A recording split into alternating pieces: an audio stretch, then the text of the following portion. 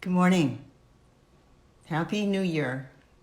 Did you all sleep well last night, knowing we're in 2021 now? I did really well, really well. And it was nice to spend the evening with you. It's just so good. I mean, I don't know. I just feel it in my bones. This is going to be a good year. So this is one of the last Ask the Soul Doctor Anything sessions we're going to have to take us into the new year right. So get your questions out, get your papers out, get your pens out, write them down, ask me. I'm here. I'll answer anything that you have that has to do with your health or, physical, mental, emotional, or spiritual health. So let's talk about it. Ask the Soul Doctor anything. I'm not only a soul doctor, or part of being a soul doctor. I'm a board certified gastroenterologist, internist. I'm also a board certified internal medicine and integrative medicine and functional medicine. And that doesn't count the other 20 modalities that I'm versed in. So I have a lot to pull on. And if I don't know, I'll tell you I don't know. And I'll tell you maybe where you can find out. So, but I do know a lot of stuff. So, why soul doctor? A lot of people ask me, why do you call yourself the soul doctor? Well, almost a quarter of a century ago, I had a vision to write a book called Soul Doctoring, Heal Yourself, Heal the Planet. And I didn't even really totally understand what it meant at the time, but it became clear to me over time what that was.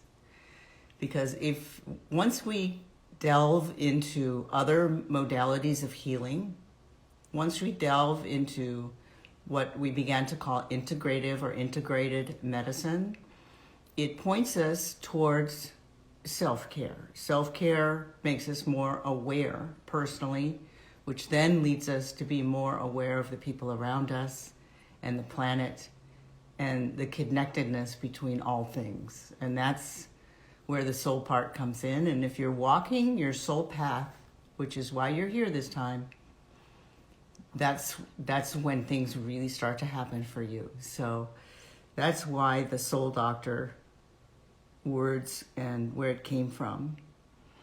So I want to wish you happy New Year 112021.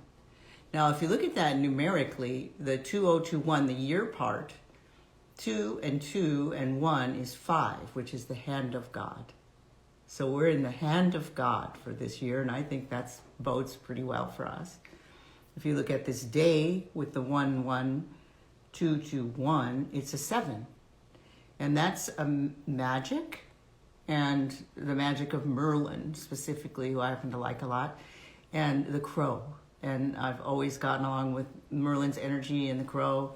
And so it's going to be a magical day today, and it does seem like it here. The ocean is so blue and gorgeous. So hopefully it's gorgeous where you are. Certainly it's gorgeous inside of you. I know that. My teacher, Joseph Real, had a comment about that, about me being the soul doctor.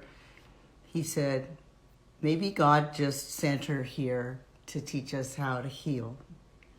So was a cute thing he said about me. So let's start with the gut. Anybody have gut problems? The gut is where all disease begins. There's a famous Russian scientist says all disease begins in the gut. I'm more of a Hippocrates girl, and he says all life begins in the gut. And certainly now with Emmer Meyer, outlining and in detail what is actually in there, how the gut works neurologically. It's a neuroendocrine organ. It's also, we're traveling around with as many organisms inside us as there are on the planet. More, actually.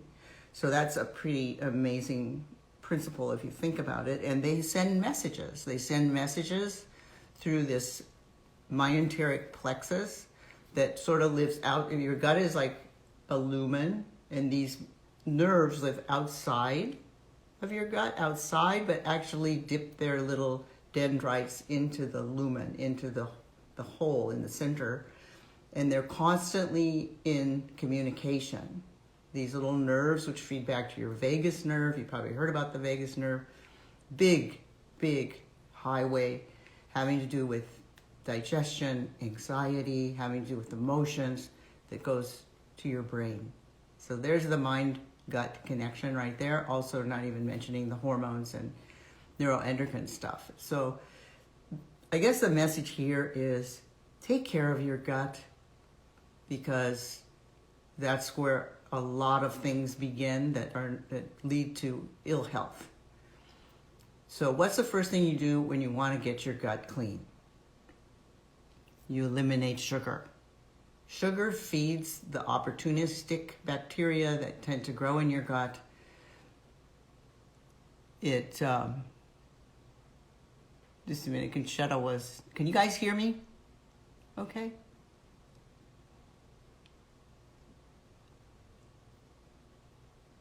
Somebody tell me if you can hear me.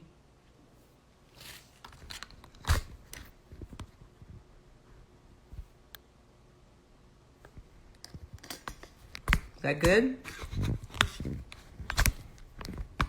Sorry, I'm bouncing around here. Okay, there we go. Sound good? Okay, thank you. Thank you, Eileen. All right, so we were talking about the gut, and we were talking about the importance of not eating sugar. Well, sugar causes the opportunistic bacteria to grow more healthy, and that causes inflammation in your gut. Now, that could be anywhere from what's called a dysbiosis, which is an imbalance, to leaky gut. And leaky gut is when your cells, which are supposed to be together in your gut, keeping the bad things out of your system and only admitting the good things, you have something called a brush border on this single layer of cells. That's always amazes me, that there's only a single layer of cells in your gut, and they have this brush border, so they decide what they're going to let in and what they're not. And what they decide to let in is processed through the gut cells and then released into your system, into your bloodstream in a regulated way. But when you have leaky gut, it's like if you fell down and skinned your knee, it's going to swell up because you have these organisms that don't really belong there. You have gram-negative organisms that are inflammatory and cause swelling. When your gut gets leaky, the things not only process through the brush border in the regulated way, but the cells have drifted apart because of the swelling. And then they'll go straight through into your bloodstream and start wreaking havoc. And then your body reacts to those antigens, the lipopolysaccharides from the gram-negative bacteria, but also foodstuffs that, the things that you eat most commonly, you'll start reacting to. Your body will make antibodies to it, you'll bloat up, you'll feel terrible, and that's a sign you may have leaky gut or an overgrowth of bacteria. Thank you. That is one thing. Avoid sugar. When we evolved this ancient DNA that we walk around in, that was a long time ago, there was probably this much sugar, as much as my little fingernail, in a 100-mile radius. So maybe the monkey that got that sugar had a survival advantage, and so it got carried on in the genetic pool, or certainly in the way that we're wired. So when we eat sugar, we want more. And it lights up something in our brain, in our hypothalamus, called our nucleus accumbens, which is our addiction center, like a light bulb. And it just makes you want more. And you want more and more and more and more. And then what's that doing to your body? It's imbalancing your gut, causing more inflammation. And then that starts happening in your system: arthritis, asthma, allergies, anything that's cancer. Anything that's inflammatory will be bolstered by sugar. So sugar is a sometimes food. I call it a sometimes food because I've had people say, I can't give up sugar, Dr. Randall. I need to have my sugar every day. And I said, well, then you're obstructing yourself. You're obstructing your health. Do you want to obstruct your health, or you want to be a can-do person? You ask me, how do I stay healthy? That's how I stay healthy. I stay away from sugar. I don't even want it anymore. I walk right by those sweets in the store. They don't attract me. if you stay away from sugar for at least a month, this nucleus accumbens that you've lit up like a light bulb dims, just like a dimmer switch. And then you feel less and less like you want it. And then, when Christmas rolls around, or your birthday or Hanukkah or whatever it is that you celebrate where sugar's involved, you can have that little bit of sugar and you can get away with it. Personally, I don't even really want it anymore. When my granddaughters ask me, Nano, what kind of cake you want? I go, can we please not have cake? I'd rather have like fruit or something like that. It really is not attractive to me anymore.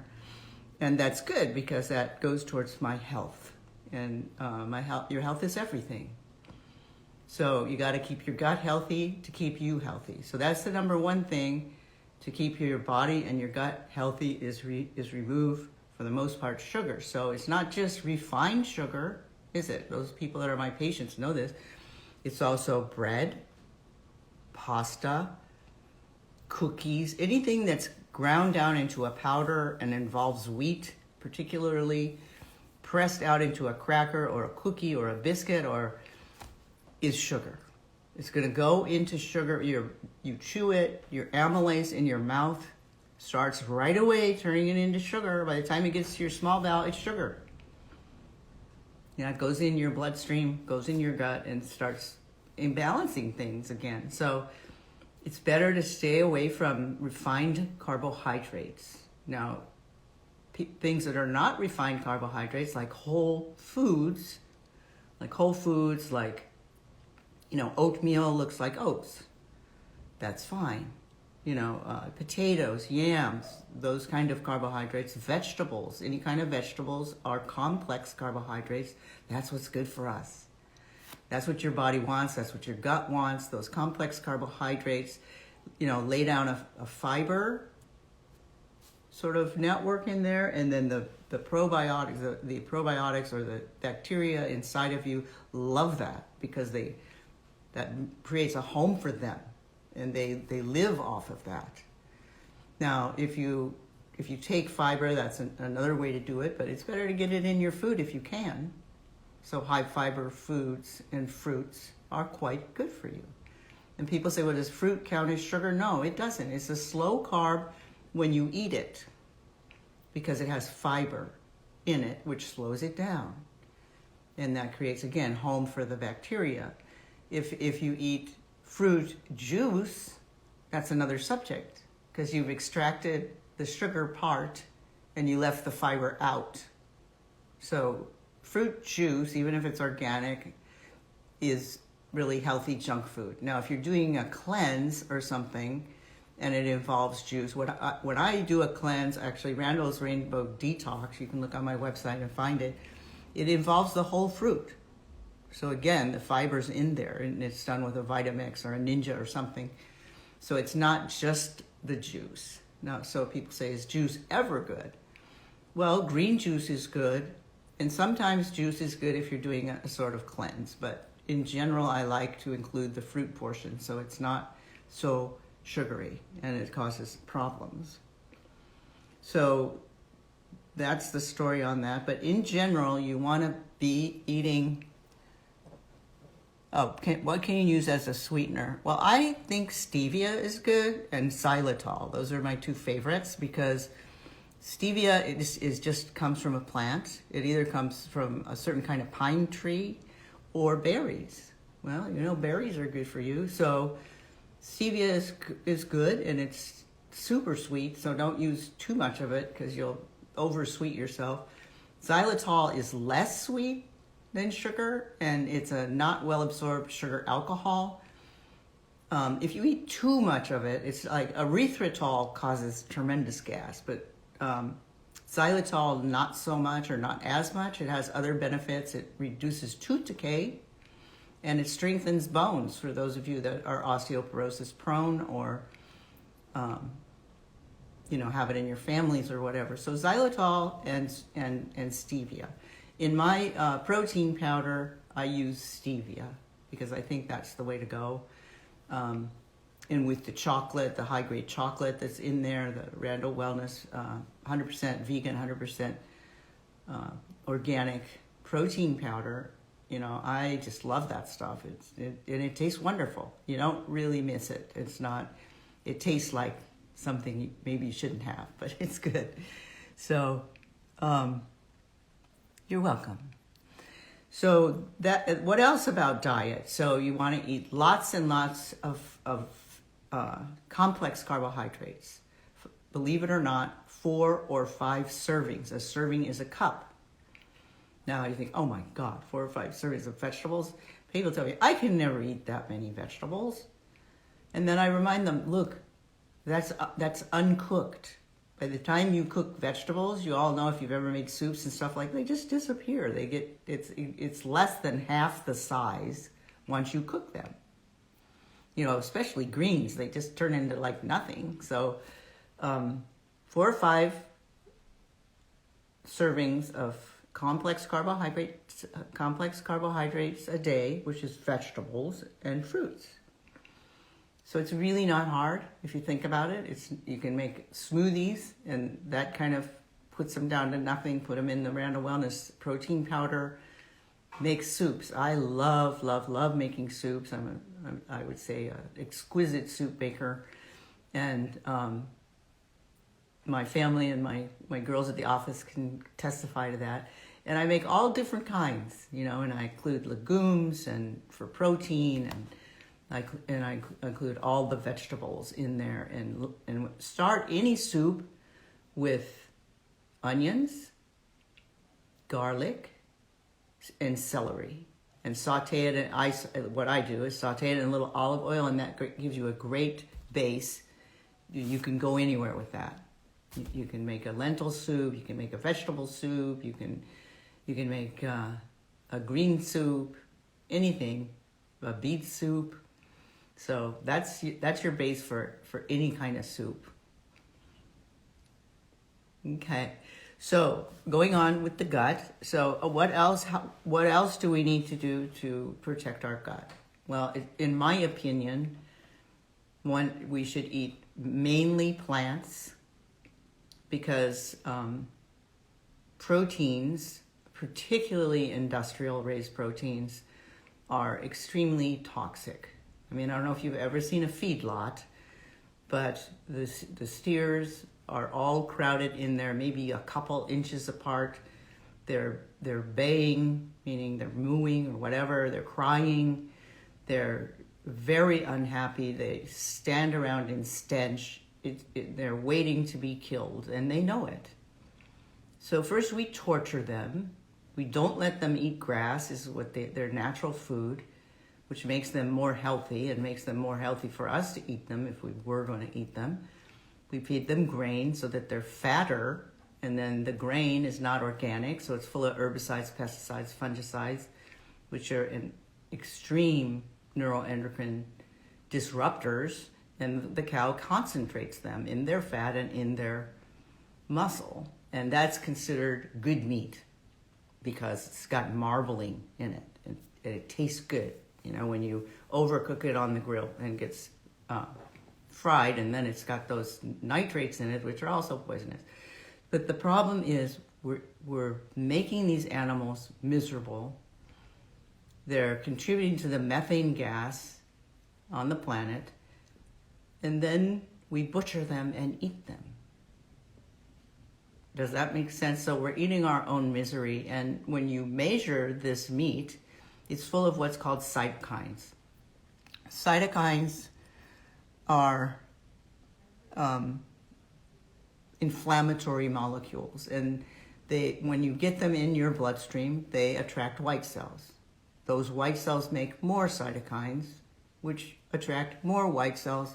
That's the process of inflammation, and it's exponential. So once you get it started, so meat is inflammatory. So if someone has cancer or an inflammatory disease, or arthritis or asthma or allergies or cancer, the first thing I do is take them off meat and sugar. And you can just watch the inflammation go down in their body. So that's my opinion. That's one doctor's opinion, but it's not just my opinion. It's pretty well known now. And also the meat industry, if you've been reading anything about it, Somebody's asking me if I have a receipt book. I don't really know what that means. I do have a book that's coming out. It's being submitted next week, actually. And Emran Meyer, who is my first podcast guest, distinguished professor from UCLA who wrote The Mind-Gut Connection, has written the foreword. And Olivia Hussey, my dear friend, who I saved her life, wrote the introduction. And the book is called Soul Doctoring, Heal Yourself, Heal the Planet. Because as I described in the beginning, when we heal ourselves and involve ourselves in integrated medicine, I learned this through a 25-year process. That's when we get into connection with each other, connection with the planet. And we can't really look at a piece of plastic the same way or poison our bodies in the same way. It just changes our perspective and the way we think about health. So, buy that book when it comes out. It's going to be very healing for you and help you to heal whatever you have. Is there any good food like vegetables? Oh, you don't like vegetables? Well, you can, like I said, you can put them in my chocolate protein powder. And you can't really taste them or put them in a soup. But honestly, honey, you got to learn to like vegetables because they like you. And meat is poisonous. It's not just poisonous for us, it's poisonous for our earth.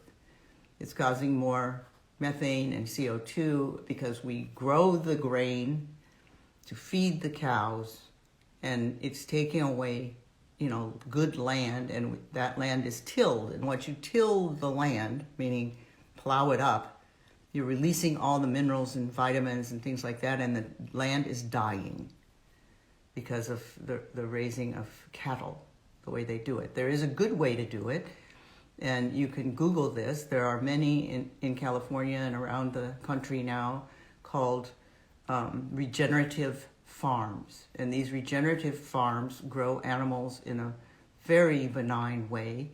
They get to be in the grass, they get to be with each other, they get to be with all the wild animals, just like they originally were.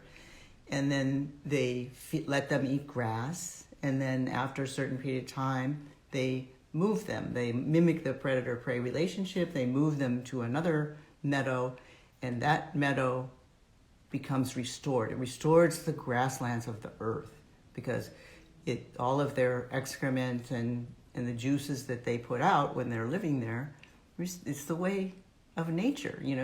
This is the problem. We think, I'll say man, or humans, think we're smarter than nature. And we are not smarter than nature. I mean, when the revolution occurred and industrialized food and farming came about, it was a great boon in information. But the problem with that, and this happened in medicine as well, is it made it so science became God. Science became the altar from which we drew our medicine. And that's when we lost spirit. And spirit is part of healing. Soul is part of healing ourselves and other people. So now, and I've been working on this since, since a quarter of a century. But when I was on TV, like in the early 90s, I would talk about the combined medicine. I think I said integrative medicine on the television for the first time. And I said, that's the medicine of the future. Well, now I say, welcome to the future. Here we are. Now let's use it, and let's get third-party carriers to cover it. And that's what we're going for Joe Biden to do for us. So I was talking about the land and the proper, if you want to eat meat, get it from a regenerative farm. It restores the planet. It's healthy. What's good for the planet is good for us in general. What's good for us is good for the planet. So we can't always get that, but you can get that. But if not, the next best thing, and I've been saying this for also about 25, 30 years, is eat organic. And people say, I can't afford to eat organic, Dr. Randall. I said, you can't afford not to, because your body is going to be poisoned by non-organic food, And plus, you're poisoning the land by allowing them to put the chemicals on the food, and all of the philosophic principles that go into torturing these animals and raising vegetables and fruits in that way. It kills the land, and then we don't have land to grow our food on anymore. So we're now going more towards organic, which brings the land back by using organic fertilizer, which comes from animals, and getting away from so much tilling. If you look at the food and you measure the food, it has, I think, something like 80% less vitamins and minerals than it once had prior to industrialized farming. So that's huge. And that's why people say, well, why should you take supplements if you eat right? Well, because the minerals and vitamins just aren't in the food as they once were. Now, hopefully we'll get back there, but we're not there yet. But we can get there by voting with your dollar. Vote with your dollar. Buy organic food. Buy if you're going to eat meat, buy it from a regenerative farm. But these regenerative farms are cool because they don't just do meat, and all around where these pastures where these animals are grazing are trees, and they're fruit trees. And so there's agroforestry going on, meaning they're growing fruit and other foods. And then there's bushes, which are berries and lower herbs. And so it's a really beautiful way. Excuse me. A little sneeze there. Oh, you're welcome, Troy. Okay. So what else you guys want to talk about? Besides guts and vegetables and cows. Personally, I'm a vegan, because I just don't think we are where we should be in terms of, and there are even cytokines in the best meat, I'm sorry to say, but they're way better, and they're way better for the planet with the regenerative farming. But there's a flick on Netflix called Game Changers. Have you seen it? If you haven't seen it, you should see it, because it talks about, they took these primo Olympian athletes and changed them into vegans. And they were astounded themselves. They were actually got in more fit than they were before they changed. And they said it didn't taste too bad too. But when they measured their blood, and they show this in the film, after a meat meal, the blood was cloudy and yellow because of the fat and the inflammation in it. And the next day, one day later, they're fed 100% vegan, and the blood is absolutely clear. What does that say to you? So you can feel it in your body. I've been working with these MMA artists, and I'm trying to get them to use my protein powder. I took it down to the dojo where Antonio McKee, he's going to be one of my podcast guests. He's the winningest Bellator MMA coach, and he has Black Ice Joey, and he has AJ McKee. They're undefeated. And I'm trying to get these guys to use the plant-based protein, and eat more plants. And they say they really can feel a difference. They feel better when they do it, but they're so hungry when they get done working out, they tend to want to go for fast food. But that's the worst. Anyway, so yeah, Game Changers is great. Another Netflix film I'd recommend is Richard Attenborough's The Planet, his new one. Because he talks about what I talk about, that we're probably at about 10 minutes to 12. I'd say 10 minutes to 12. And, otherwise, if we don't do something now, and it goes to 5 minutes to 12, or less, we're talking about the sixth great mass extinction of the planet. And I'm not a negative person. I'm not a Debbie Downer, and I really think we can make a difference. And so does Richard Attenborough. He really feels we can make a difference. He presents all this stuff, what we need to think about, what we need to do. And that's why I want people to read my book, because it changes your perspective.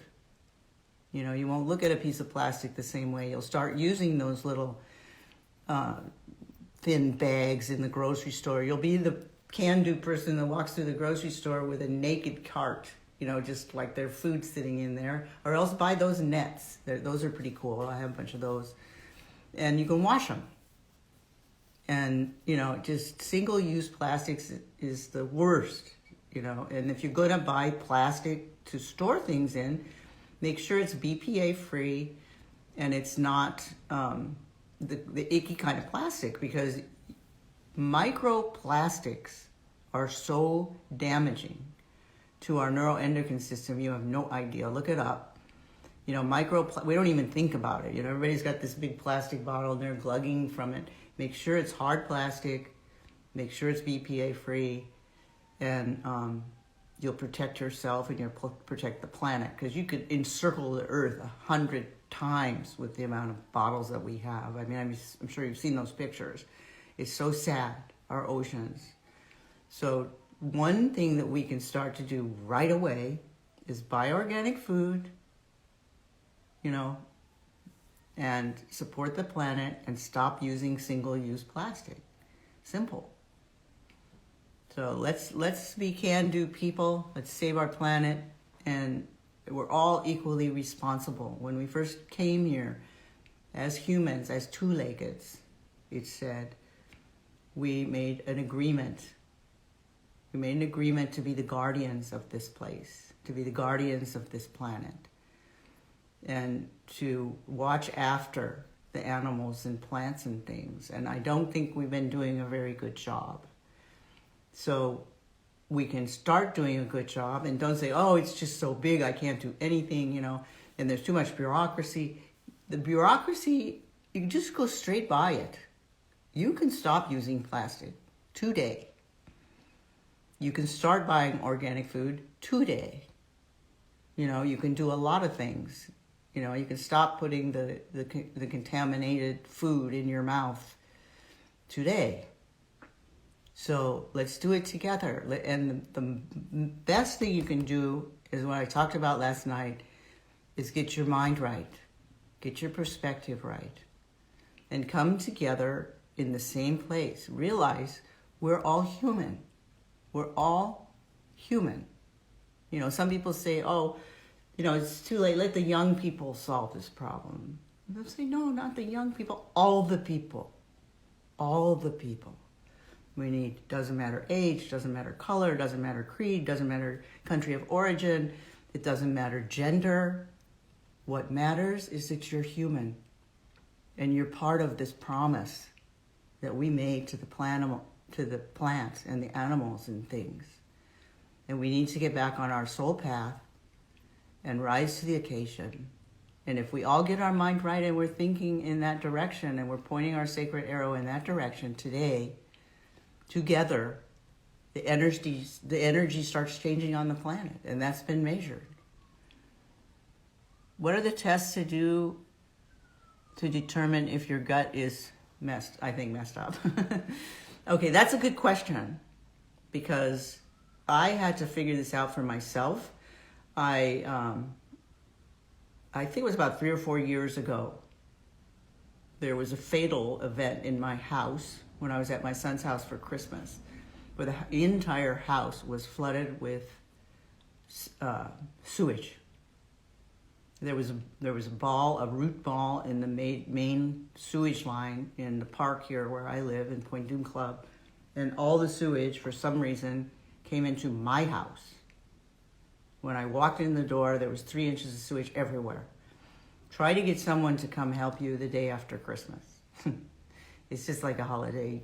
You just can't do it. And at first you think, well, I always think I can fix this. You know, we can fix this. We can clean this up. This will be okay.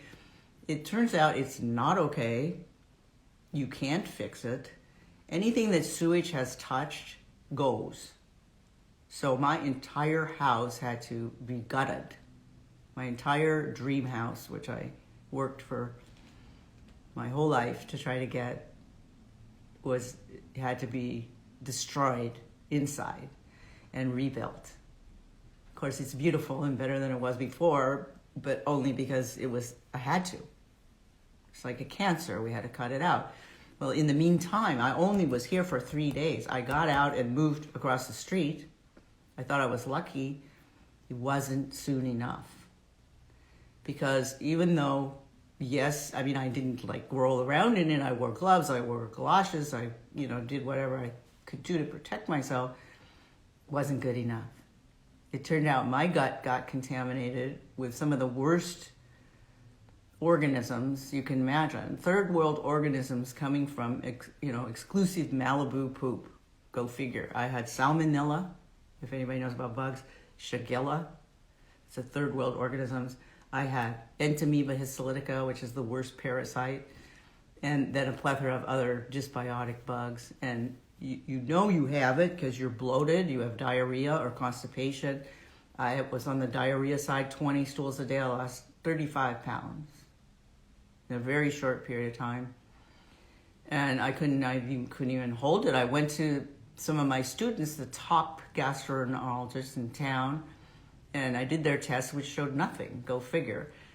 But I found this company called Diagnostic Solutions, and I am so blessed to have found them. And I asked my patients, because she don't want to do a poop test on you. So it shows us so much information because it's a RNA to DNA test, and it'll show you your entire microbiome. It'll show you what's in there.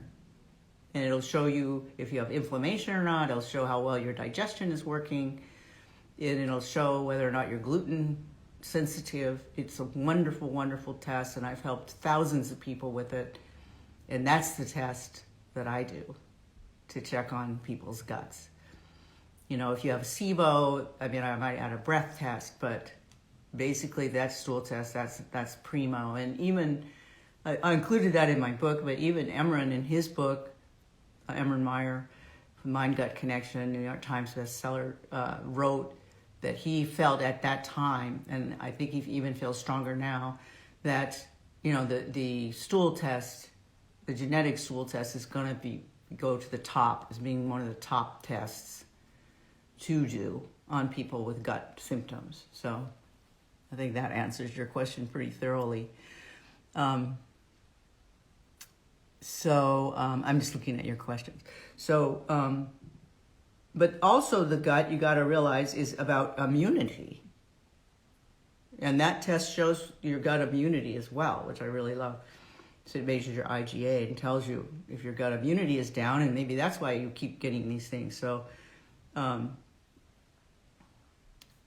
gut, we're all born, we're human, we're all born with thymuses, which are up here in our chest somewhere.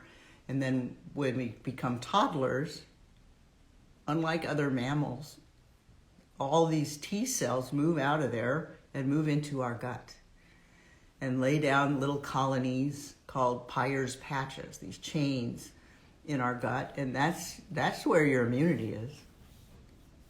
So we got to take care of our gut for our immunity. And in this day and age, and there are receptors in your gut for COVID. Let me give you this little pearl. Things that block those receptors, I just love this, are fermented foods, particularly like,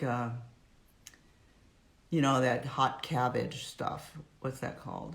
Kimchi and those kind of things.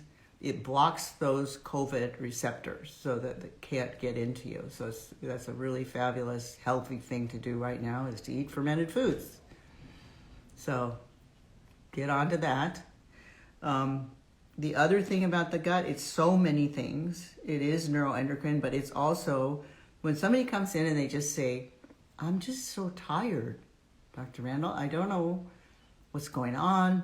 I just can't motivate myself in the morning. I don't want to get out of bed, and I don't have any energy. I start thinking neurotransmitters. I start thinking, maybe the gut's imbalanced and they don't have the bacteria that makes the GABA. They're not making serotonin from their gut, maybe. Maybe they're overstressed and they've spent all their neurotransmitters from their bank account and they don't have anything to spend. And that's when the anxiety takes over. And maybe they wore out their dopamine as well, which it all can come from stress. And I don't know what planet you live on, but this planet is stressful, particularly last year. We're going to get better now, but it's when my patients tell me, well, I'm not stressed, I say, okay, what planet do you live on? Because I want to go there. But sometimes people are so good, there's no accounting for personality style, and they'll just push through stuff. But another test that helps a lot is a neurotransmitter test, and that's done through urine and saliva. And I've helped thousands of people with this test. It's Senesco International, and it measures the amount of neurotransmitters you have: serotonin, GABA, dopamine, norepinephrine, epinephrine, glutamate, and PEA. And also, if you do the saliva part, it'll tell your cortisol curve. So you can see whether or not someone says they're stressed, whether they're stressed or whether they have the leftovers of stress. Or the other thing that can cause those low levels is drug addiction, sickness, and back to the gut problems again. When your gut goes, your immunity blows, and so does your neurotransmission. So you can see how important is the gut, because it involves immunity, it involves nerves, it involves neurotransmission, and it involves endocrine. So it's huge, and not just a digestive organ. It does so many things, and it keeps things out that shouldn't get in. So think about your gut every day. What can I do for my gut? Some fermented food. Don't eat sugar. Take the meat out. Put the vegetables in. Eat mostly plants. Whole foods, mostly plants, and no sugar. Except the sugar in fruits, which is fructose, and it's associated with fiber, so it's actually good for you. But eat the fruit, don't juice it. Okay? All right. What probiotic do I recommend? Well, of course I recommend mine because I designed it.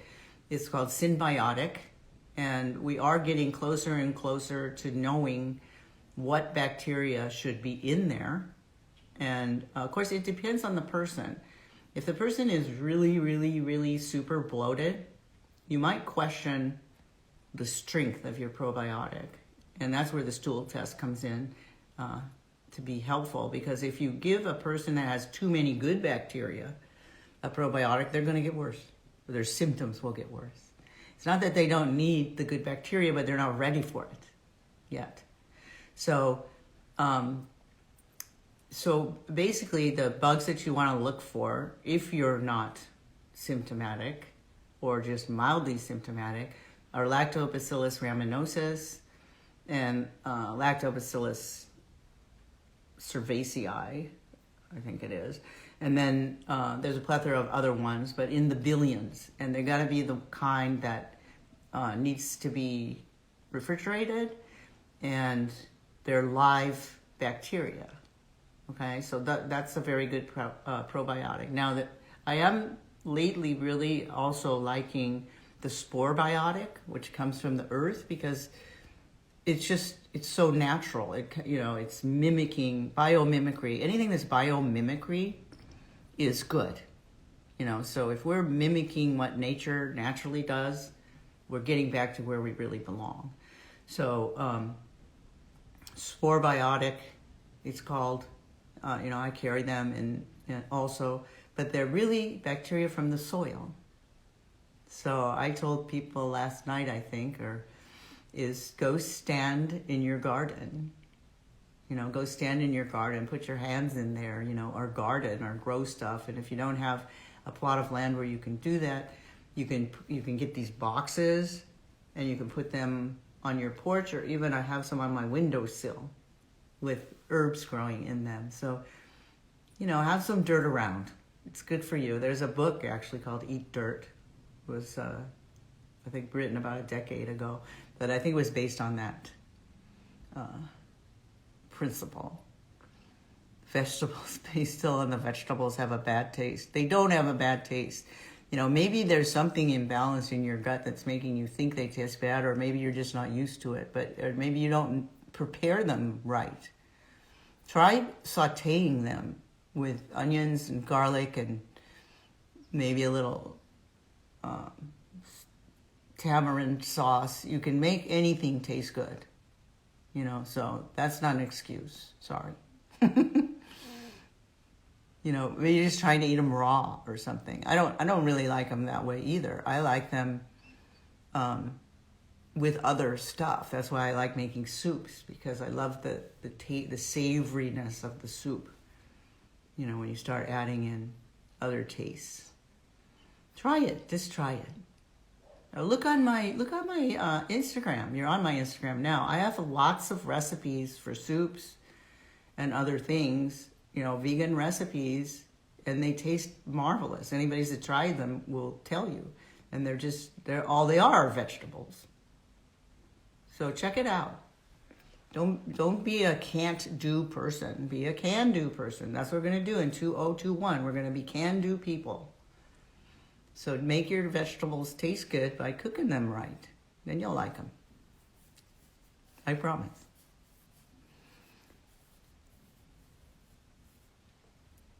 Okay, somebody's requesting.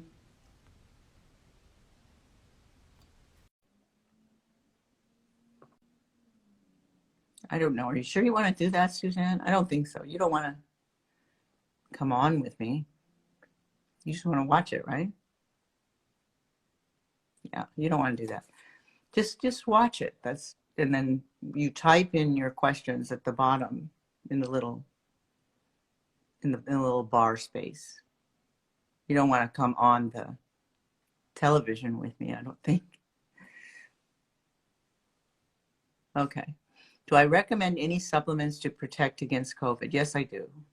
As a matter of fact, I first recommended a regimen in February. I'm always ahead of the curve, which is a gift and also a problem sometimes because people don't get what I'm saying. But it was an okay regimen. But then in March, I came out with the actual regimen, which then was duplicated by the Institute of Functional Medicine and a number of other people, because the stuff that we're using actually has been shown to work. And so my main thing is, of course, vitamin D, because over 90% of people that are being admitted to the hospital are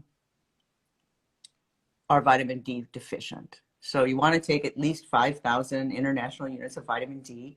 I like to recommend vitamin D with K, because the K tells the calcium, go to the bones or go to the teeth, and don't lay down any bad places like the coronary arteries or the tissues or something, which can sometimes happen. So vitamin D with K, K2 specifically, but I wouldn't think they'd make it with any other kind. And then also quercetin. Why? Because even Donald Trump, I think, was taking hydroxychloroquine even I think before he had COVID, or certainly after.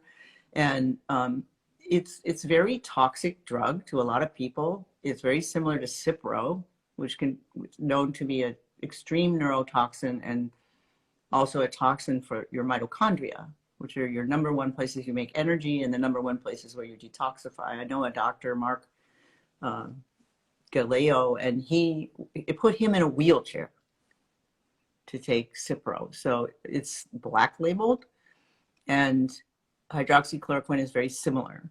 So I do not recommend hydroxychloroquine. But what's so interesting to me, and people will choose the drug, which is quercetin, does exactly the same thing as hydroxychloroquine, only it's natural. And instead of being dangerous, it's actually good for you. It's good for your allergies. It's good for other things. So quercetin opens your zinc channels, just like hydroxychloroquine, allows the zinc to go in and kill any COVID that might be in there, that got in there, or even so prevent and treat COVID with quercetin, zinc, and vitamin D. Also on the list is NAC, N-acetylcysteine, glutathione, which are both liver supports, but also they support your mitochondria. And in addition, green tea is anti-COVID. And those are the main things. So to review, vitamin D, 5,000, quercetin, NAC, glutathione, green tea, and then I'll often throw in a curcumin, either the one like I sell on my Shopify, which is gets high levels of blood curcuminoids because it's lipophilic, or another kind that's water soluble, which is Theracumin by a company called Integrative Therapeutics. And when you have the highest amount of free curcuminoids in your bloodstream, that fights inflammation most efficiently. And so, because not all curcumins are made equal. If you just take turmeric or the root or any old curcumin, most of it stays in your gut. And then the ones that they add black pepper to, I still question, because it does something to open up your channels, and that bothers me. You know, what are you opening up the channels to? You know, it's not exactly leaky gut, but it's akin to leaky gut. So I don't recommend the ones with black pepper for that reason. Just quercetin. Somebody asked you to get quercetin with bromelain or just quercetin, but I mean, quercetin and bromelain is okay to take. It's got the quercetin in there, and the bromelain's not bad for you. But it's just the quercetin.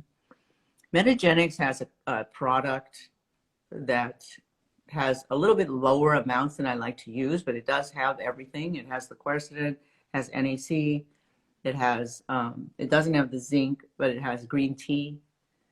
And so that's a way, you know, if you don't like taking pills, which nobody does, I guess, you know, you can get a lot of things in one place. It's called Immune Active. You're welcome.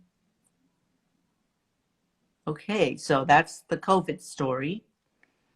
Any other questions? Well, come on, I know everybody wants to know about the vaccine. I wish I could tell you. I wish I could tell you definitively whether or not these vaccines are good. Just go get it or don't go get it or whatever. But I don't really know the answer completely. I say KNOW to vaccines. I've been reading about them. I don't really have all the data from all the studies. I know they've done some pretty large studies, and I would really like to know the side effect data.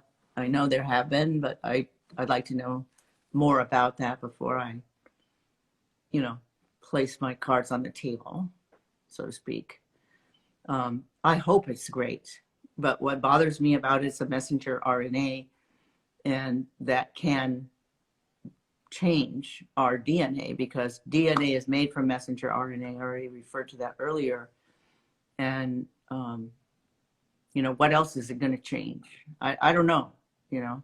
Even Bill Gates said wait 2 years. That's a long time to wait. I don't know if our economy can stand it, but hopefully the information will become more transparent, and I'll be able to tell you what I think, or other people will. So, but in the meantime, if you go on this protocol, I can tell you, you know, I have hundreds of people in my practice, and everybody that's on this protocol, which is a lot of people, has not gotten COVID. You know, it's not a randomized double-blind study, but it is impressive. And I did have some people in the beginning, in March, before I figured out the protocol entirely, that did have it. And when I treated them with these things, plus a few other things, they did better. They did recover more quickly. So I really think this formula we just discussed is the way to go. Plus, it's not toxic. So, okay. So what else about the gut? We pretty much talked about the gut, but the gut is just one brain. What about the one in your head? You got to take care of that one too, because without those two brains, you know, your life is not what it should be. So how do you take care of the brain in your head, the one in your head? There are certain things you can do. First of all, well, this goes for your whole body, but don't ingest toxins. You know, tuna or other deep sea fish that have a lot of mercury, have a lot of heavy metals, and that can toxify your brain and your body for that matter. So be aware of that.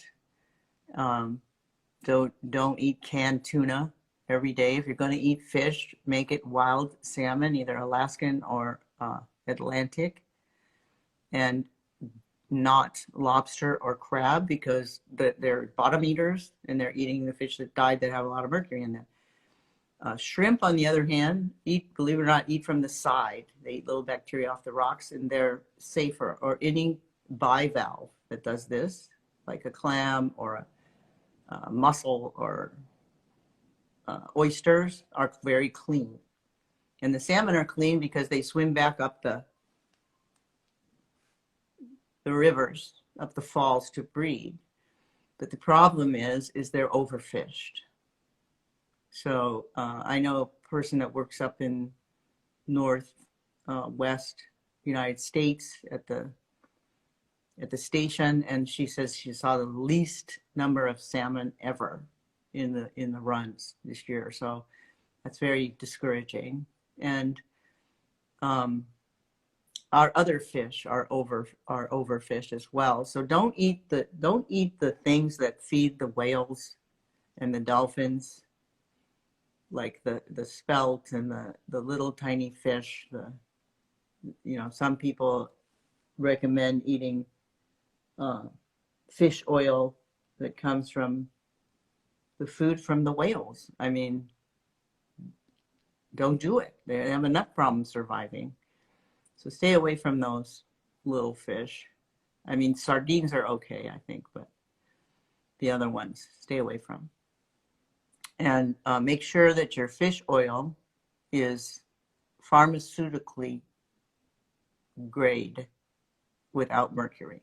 I mean, that's what we have at Randall Wellness, but we also have sustainably fished fish oil. So it's taken from fish that, it's done the fishing is done in a sustainable fashion. And that's what really needs to be done. Okay? So that's number one thing for your brain. The second thing is keep it active. Obviously, keep it active. And one thing that we found out recently, which I just love, is coffee fruit. Not coffee, not the bean, but the actual fruit. It's red that goes around the coffee bean. We've been throwing away for as long as we've been doing coffee, and coffee was traded back, on the pirate boats and whatever. It turns out that's where the magic is, in the coffee fruit. Now there are certain supplements that have coffee fruit in them. It increases your BDNF, brain-derived neurotrophic factor, which is an RNA. And again, DNA is made from RNA, and this is in the areas of your brain that cause Alzheimer's. So a little coffee fruit on a daily basis is your friend. I take it, I love it, and I can feel a difference. After taking it for some time, I don't feel as much difference as I did in the beginning, but I guess I needed it. So check it out.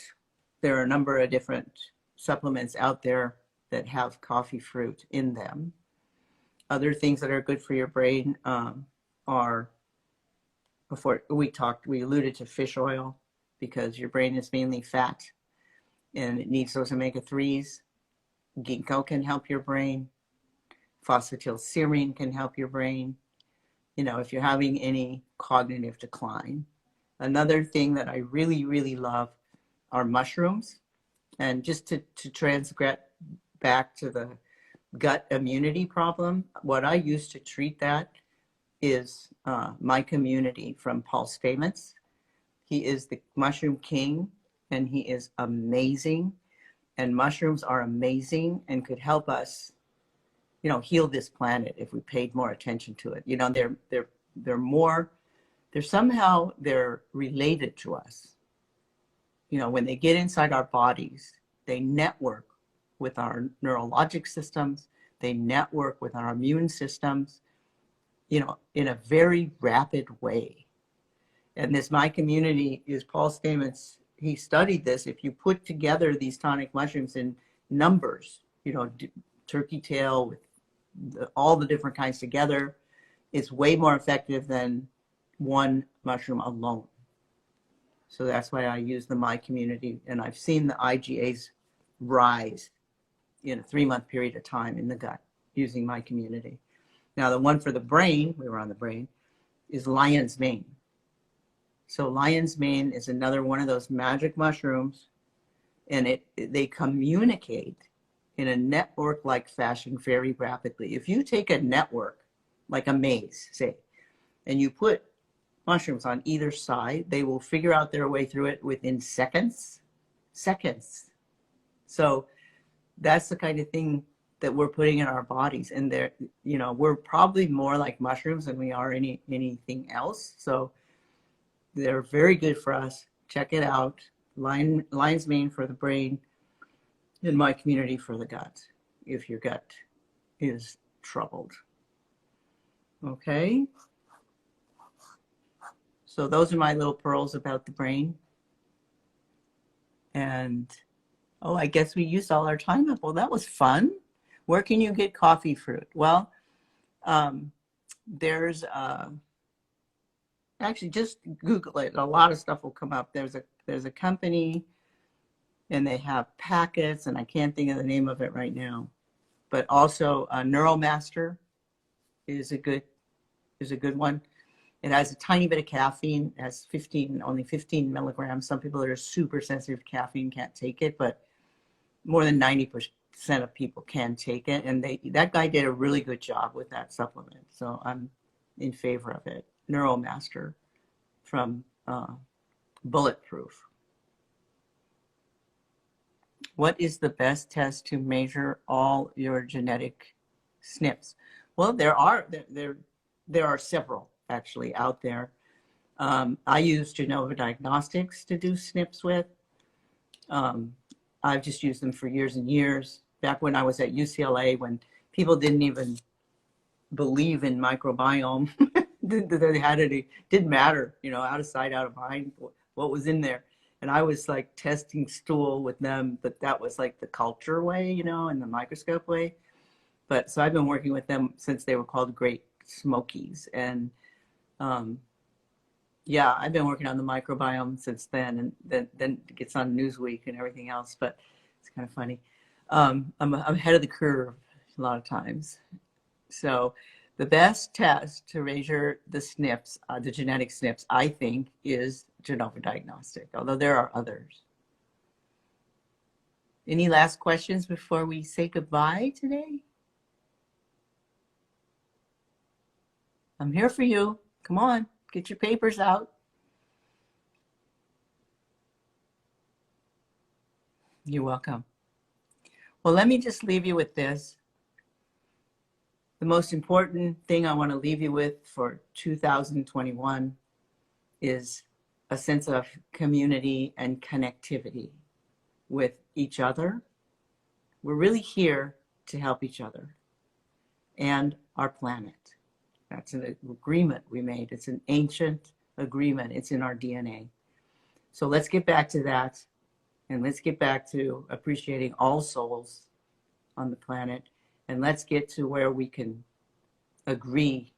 We can, virtually agree, because we can't hold hands in a circle right now like we'd like to, that we are all of the same human race, and we can all have a positive intention.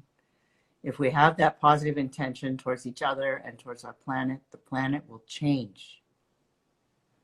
It will change, and they've measured this. They measured the electromagnetics of the planet during times where everybody's a mass concentration on something positive. So let's do that. Let's just do that on a daily basis. Let's be can-do people. Let's focus on beneficial change for each other and for the planet. Namaste. I love you guys. See you next week. Bye-bye now. And you can DM me any of your questions, and I'll answer them. Thank you. Thank you.